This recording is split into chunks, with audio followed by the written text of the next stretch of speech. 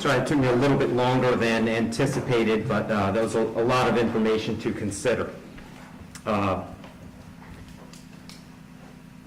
me just start by saying that, as multiple people have observed, this is a particularly difficult case because there's really nothing that the court can do that's capable of fixing the harm that has been caused to the victims in this case.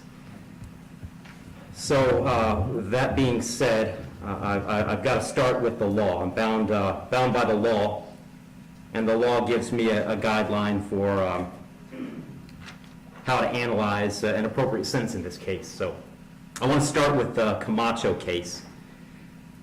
It's really the first thing I need to address is whether or not the court's going to depart from the minimum in this case, which is 222 months, or approximately 18 and a half years in the Florida State Prison as a minimum.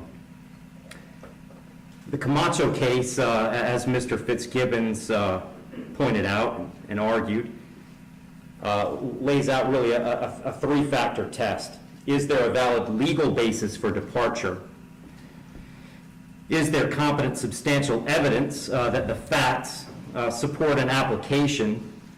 Or do the facts apply to the departure basis that is being asserted? To both of those questions, I answer those yes. There is a valid legal basis for departure, and there is competent substantial evidence that would support a departure. And really, I'd find that as to all of the departure bases argued, with the exception of the disparity argument. I'll just comment on that one for a moment. The defendant has argued that an available basis for departure is the disparity between the guidelines and the sentence that Mr. Barano got. I don't agree with that. I agree that disparity could potentially be an available legal basis for departure. But in this case, I don't think it applies because I do think that there are important substantive differences between the facts as applied to Mr. Barano and the facts as applied to Mr. Herron. The state's put those on the record. I won't elaborate on it too much other than to say I think that the difference, that the age of majority for Mr. Herron is one of those. But mostly I just think that the facts are different as between those two defendants. And so I don't believe that the facts in this case support that as a departure basis, because I believe that a disparity in sentence between Mr. Barano and Mr. Herron is appropriate in this case. That brings me to the third question of should essentially the third factor under the Camacho case is should the trial court depart? And the court in this case is going to decline to depart. So I'm answering that question in the negative. The trial court in this case is not going to depart. And I don't reach that decision lightly. When evaluating an appropriate sentence, I will start with Florida Statute 921.002. It was pointed out several times the primary purpose of the criminal punishment code in Florida is to punish. And I've got to take into account the severity of the primary offense and the circumstances surrounding the primary offense. When I take into account circumstances and severity, a lot of what I'm taking into account really when I sentence is intent and harm. And in this case, there wasn't any evidence, and nor does the court believe that there was any specific intent to do harm, in this case to the victims. But there was intent to drive at an egregious speed, 102 miles an hour, regardless of the consequences and regardless of who that ended up harming. And then the second part of that, the second component, is the harm caused, and in this case, it's just impossible to have greater harm than the harm that occurred in this case, which was the loss of a mother, loss of a baby, and really the loss of a family as it existed when this occurred. I did consider, I also want to make a record, I did consider sentencing Mr. Herron as a youthful offender, but for the same reasons that I'm discussing, I didn't think sentencing him as a youthful offender was appropriate. I agree that youthful offender was something that the court could have done. I did consider it. I carefully considered it.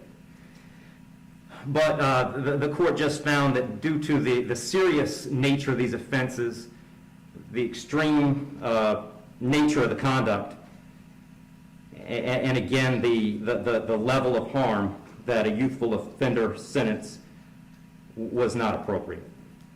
So given that the court is not departing, the guidelines call for a sentence of 18, essentially 18 and a half years at a minimum, and 30 years as a maximum. And the court doesn't find that either the minimum or the maximum is appropriate in this case. I've said it several times, the serious nature of the offense, egregious nature of the conduct, and mostly the harm that's been caused prevent me from putting this as a bottom of the guidelines minimum case. But the departure bases argued by the defendant did provide some reason not to put it at the top of the maximum. And specifically, the court did take into account that the defendant's 18, certainly responsible for his actions, and he's being held accountable for his actions. But the age of 18, the court finds, is a mitigating factor and shouldn't put this at a maximum. Also, the complete lack of prior criminal history is something that the court considered as preventing this from being at the top. So having said all that, the court is going really toward the middle between the minimum under the guidelines and the maximum punishment permitted under Florida state law. So on count one, vehicular homicide, the court's going to adjudicate the defendant guilty, sentence him to 9 years in the Florida State Prison.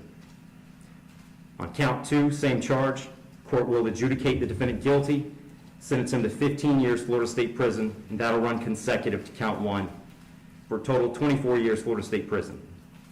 Count three is a misdemeanor, unlawful racing on a highway, so the court will adjudicate the defendant guilty, sentence him to time served. Give credit for time served, I believe, 2 days. Court will impose mandatory court costs. Mr. Herron, you have given up the right to appeal the determination of your guilt or innocence. You do have 30 days to appeal the sentence of the court. And I'll direct the bailiffs to take Mr. Herron into custody.